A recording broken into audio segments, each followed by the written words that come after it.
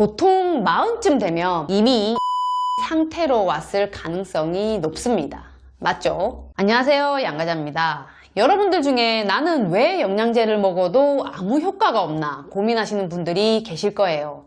오늘 이 영상으로 내가 먹는 영양제가 왜 효과가 없었는지, 그러면 효과를 보려면 어떻게 해야 하는지를 알려드릴 예정입니다. 그리고 이 영상은 영양제 기초 강의의 첫 영상입니다. 오늘부터 여러분들이 비전공자라도 충분히 영양제에 대해서 이해할 수 있도록 영양제 기초 강의를 하나씩 올려드리려고 합니다. 여러분들이 영양제 구성하는데 어떻게 해야 할지 고민이 많은 것을 제가 알고 있고, 따라서 제가 영양제를 쉽게 구성하시라고 그 100% 효과 보는 영양제 엑셀 파일을 만들어서 우리 구독자님들을 위해서 배포를 해드렸습니다. 이걸로 본인 영양제를 포함해서 가족 영양제를 알아서 스스로 많이 짜고 계실 텐데요. 제가 고민해서 만든 만큼 여러분들이 좋아하시니까 저도 뿌듯하더라고요. 추가로 오늘부터는 단순히 이렇게 엑셀 파일로 영양제를 짜는 것에서 조금 더 발전해서 여러분들이 비전공자라도 충분히 영양제에 대해서 이해할 수 있도록 영양제 기초 강의를 하나씩 올려드리려고 합니다. 영양제를 구성하다 보면은 어떤 성분들이 겹치기도 하고, 아침을 안 드시는 분들이 계신데 아침 영양제로 구성이 짜서 나오는 경우도 있단 말이에요. 그런 경우 영양제 지식이 조금만 있다면 알아서 영양제를 어디로 옮겨야 할지 알 수 있기 때문에 도움이 되실 거라고 생각이 듭니다. 이런 강의가 혼자서 아마 이 영상 저 영상 보면서 시간을 소비하는 것을 좀 줄여줄 수 있을 것뿐만 아니라 영양제에 대해 이해하고 스스로 올바른 판단을 내릴 수 있도록 하는 것이 목적이니까 영양제 공부를 하고 싶으신 분들은 구독을 하시고 앞으로도 꾸준히 올라오는 영양제 강의 영상을 보시면 좋겠습니다. 먼저 오늘은 첫 시간인 만큼 영양제를 먹을 때 어떻게 하면 가장 빠르게 효과를 볼 수 있을까에 대해서 먼저 말씀드리려고 합니다. 저희는 이거를 프레쉬라고 부르는데요. F는 푸드, 음식, R은 레스트, 휴식, E는 exercise, 운동, S는 스트레스 매니지먼트, 즉 스트레스 관리, H가 마지막 하이 퀄리티 서플리먼트, 고품질 영양제입니다. 허귤린과 제가 만든 말인데요. 영양제를 먹으면서 이들을 모두 같이 고려해 줄 때 효과가 정말 잘 나타나기 때문입니다. 여러분들 뭔가 몸에 불편 증상들이 생겨서 영양제를 보통 찾아보실 거고, 저에게도 뭐 어디가 안 좋은데 영양제 뭐 먹으면 되는지를 대부분 물어보고 계십니다. 그런데 사실 나의 그 불편한 부분, 그 부분이 뭐 때문에 그렇게 된 것인지를 아는 것이 결국 영양제에만 의존하지 않는 나를 만드는데 가장 중요합니다. 내 건강 문제는 어디에서 오는 것인지를 따져봤을 때 가장 큰 원인을 보통 뭉뚱그려서 스트레스 때문이라고 보통 이야기를 합니다. 이 스트레스는 육체적, 정신적, 환경적 스트레스를 다 말하기 때문에 정말 큰 범위예요.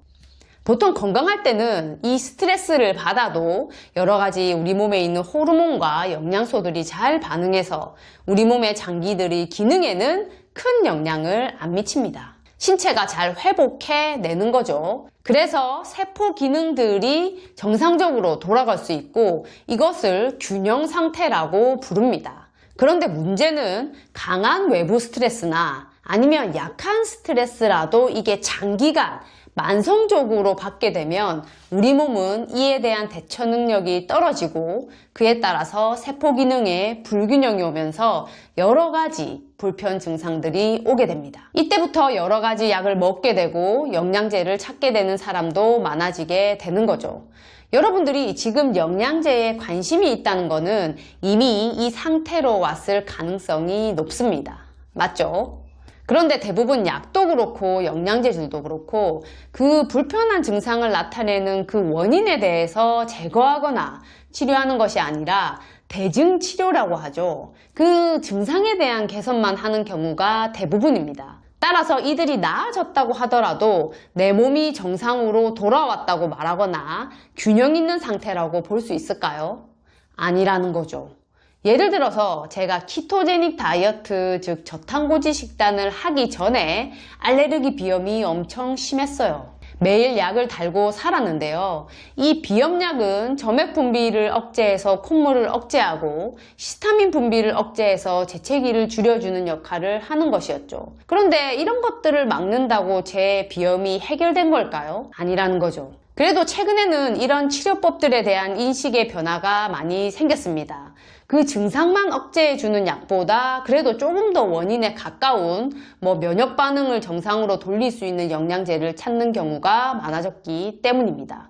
그나마 다행이죠. 하지만 그렇다고 이게 알레르기 비염의 더 근본적인 원인 해결책은 아니죠. 면역 반응이 왜 과도한 몸이 되었는가가 포인트예요. 뭔가 불균형하게 만든 스트레스 원인이 있었다는 거죠. 그래서 그 스트레스를 제거해 주는 게 제일 좋겠고, 그와 동시에 영양제의 도움을 받는다면 진짜 빠르게 효과를 볼 수 있다는 겁니다. 몸은 원래 이 스트레스를 어느 정도 감당할 수 있는 저수지가 있습니다. 스트레스를 우리가 받으면 이 저수지에 물이 찬다고 생각하면 되는데요. 앞에서 말한 그 프레쉬에서 F, 나쁜 음식을 먹어서 물이 차고, R, 휴식에서 저는 이제 수면을 가장 먼저 체크하는데 수면이 안 좋아서 물이 차고, E, 운동에서는 운동을 안 해서 물이 차고, S, 스트레스 관리에서 스트레스를 제대로 풀지 못해서 물이 차는 식으로 계속해서 각자가 다른 이유로 인해서 이 저수지에 물을 채우고 있습니다. 각자 이 저수지의 크기도 다르고 저수지에 물을 채우는 속도도 다를 거예요. 우리는 어느 정도 스트레스를 받아도 이 저수지에 물이 넘치지 않습니다. 그런데 나이가 들수록 어때요? 우리 몸은 신체적, 정신적, 환경적 스트레스가 더욱 심해지는 환경에 처하게 됩니다. 매일 구부정한 자세로 일을 하고 운동은 안 하면서 혈당 치는 음식들, 염증 일으키는 음식들, 술 이런 것들을 자주 먹게 되고요. 사회활동으로 인한 정신적 스트레스도 받습니다. 거기에다 환경오염까지 심해지다 보니까 이 저수지에 물이 금방 차게 되는 거죠. 그래서 어느 순간 되면 이 스트레스를 담을 여유가 더는 없어지고 몸이 여기저기 안 좋다는 것을 느끼게 되는 겁니다.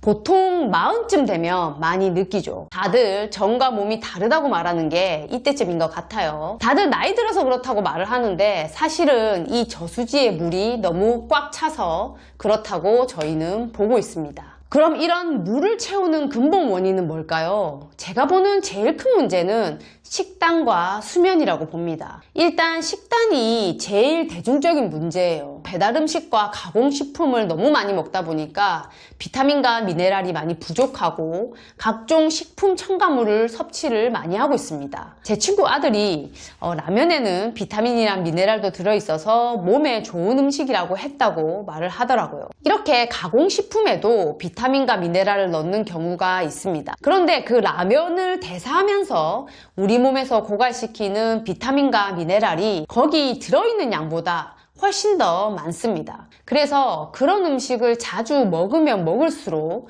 우리 몸에 그런 영양소가 점점 더 부족해지는 거죠. 그럼 어떻게 된다? 세포가 재기능을 하기 어렵고 결국에는 몸에 문제가 오게 되어 있다는 겁니다. 지금 시대에는 칼로리 섭취는 높은데 비타민과 미네랄 섭취는 적어요. 그래서 많이들 영양제로 이걸 보충을 하는 것이죠. 그리고 고혈당 치는 음식과 염증을 올리는 음식도 너무 많아요.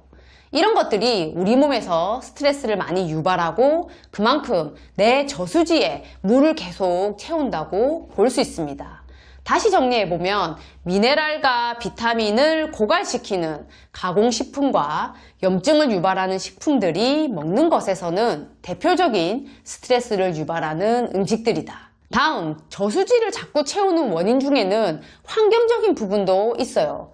자연환경이 많이 오염돼서 우리가 계속 중금속이나 미세 플라스틱을 먹는 것, 그리고 주변 환경 중에 이제 사회생활로 인한 정신적 스트레스, 부심피로라고 들어보셨을 거예요. 이 역시 우리 몸의 영양소를 많이 고갈시키고 장기를 만성 스트레스 상태에 빠지게 만드는 원인이죠.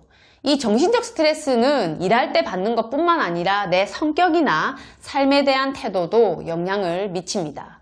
두려움, 걱정, 흥분, 불안, 아니면 나의 그 부정적인 태도, 이런 것들이 영양 불균형과 세포기능 장애에 신기하게도 영향을 미친다는 겁니다. 그리고 마지막으로 신체 스트레스 부분이 있는데요. 상담을 해보면 수면 패턴이 안 좋은 분들이 너무 많더라고요. 새벽에 주무신다거나 아니면은 수면 시간이 8시간이 채 안 되는 경우가 대부분이었습니다. 잠을 1시간 더 자는 게 몸에 좋나요? 아니면 비타민C를 1g 더 먹는 게 더 좋나요? 라고 묻는다면 당연히 망설임 없이 잠이라고 대답할 만큼 잠을 충분히 자지 못하면 우리 신체를 회복할 수가 없기 때문에 좋은 상태로 돌아가기가 정말 어렵습니다. 수면과 더불어 대표적인 신체 스트레스로 또한 운동을 꼽을 수 있는데요. 운동을 많이 안 해요. 근육 운동이든 유산소 운동이든 운동을 해줘야 사람은 몸이 잘 돌아가게 되어 있습니다. 운동을 해야 혈액순환이라든지 림프순환이 원활하게 되고 골밀도도 증가하고요. 혈압도 떨어지고 혈당 콜레스테롤도 조절이 더 잘 됩니다. 따라서 육체 노동이 줄어든 현대사회에서는 일부러라도 운동을 해줘야 저수지에 물을 줄일 수가 있습니다. 아무튼 우리는 이런 각종 스트레스 원인들로부터 저수지에 물이 가득 차게 되면 이 저수지에 세워진 댐이 새기 시작하는데 하나씩 새는 부위가 바로 여러분들이 가지고 있는 각종 불편한 증상들이라고 보면 되겠습니다. 이때 나타나는 증상들이 피로, 아니면 혈당 문제, 관절 통증, 비염, 피부 트러블, 변비, 불면증, 이런 것들이 각각 개인마다 다른 증상들로 오게 되어 있고 한 번에 몇 개씩 이런 물이 새는 사람도 있을 겁니다. 이럴 때 우리는 이 증상에 맞는 약을 먹거나 아니면 영양제를 찾기 시작하죠. 그런데 이런 약과 영양제는 앞서 말씀드렸다시피 이 구멍 한 개를 막는 역할밖에 못합니다. 따라서 여러분들이 가장 빠르게 이런 불편한 증상들을 없애려면 영양제 먹기 전에 또는 영양제를 먹으면서 동시에 해야 할 것이 바로 이 저수지의 물 수위를 낮춰주는 것입니다. 이 물 수위를 낮추려면 물 수위를 높이는 행동을 안 해주면 되는 거거든요. 그러면 프레쉬에서 F, 영양소가 풍부하고 염증을 덜 일으키는 음식을 먹는 거죠. 다음 R에서는 수면과 휴식을 제대로 잘 해주고 E, 운동을 적당히 해주면서 S, 스트레스를 잘 해소하는 활동을 해주는 겁니다. 그러면서 마지막에 H인 고품질 영양제를 먹으면 어떻게 될까요? 몸이 엄청 빠르게 좋아지는 거를 느끼실 거라는 겁니다. 만약 여러분들이 앞에 프레쉬에서 그 앞에 있는 것들을 변화를 가지지 않고 마지막인 H, 이 고품질 영양제만 먹는다면 예전 안 먹는 것보다는 어느 정도 효과를 볼 수는 있겠지만 그 시간이 오래 걸리고 100% 효과를 볼 수 있는 것에서 이 영양제만으로 한 30-40% 정도로 효과로 그칠 수 있다는 게 제가 말씀드리고 싶은 내용입니다. 그런데 대부분 구독자분들의 질문이 어때요? 영양제를 뭐 먹는지만 물어보는 경우가 많아서 이런 경우 추천 제품을 먹으면 예전보다 좋아지기는 하지만 근본적인 개선이 아니라서 완전히 나아지기는 어려울 수 있는 부분이 있기 때문에 그런 부분에 대해서 걱정이 돼서 이 부분을 꼭 설명드리고 말씀을 드리고 싶었습니다. 제발 제 구독자분들만이라도 이런 점을 좀 아시고 영양제를 먹을 때 같이 신경 써주시면 정말 훨씬 여러분들 건강에 도움이 되시고 드시는 영양제빨도 너무너무 잘 받으실 겁니다. 제가 영양제 리뷰를 하지만 오랫동안 저를 보신 분들은 아시다시피 식재료를 골라 먹는 것 그리고 건강 식단도 엄청 중요하게 생각하는 사람이라는 것을 아실 거예요. 그래서 이런 부분을 정말 가장 먼저 말씀드리고 싶었습니다. 이제 왜 내가 영양제를 잘 챙기는 것뿐만 아니라 식단, 운동, 스트레스 관리를 잘 해줘야 하는지 이해가 되셨나요? 다음에 이런 식단이나 아니면 휴식, 운동, 스트레스 관리를 어떻게 하면 좋을지에 대해서 좀 더 자세히 말씀드리는 시간을 가져보도록 하겠습니다. 오늘 영양제 기초 강의 첫 영상은 여기서 마치겠고요. 오늘 공부한다고 고생 많으셨고 다음 강의에서 또 뵙겠습니다. 감사합니다.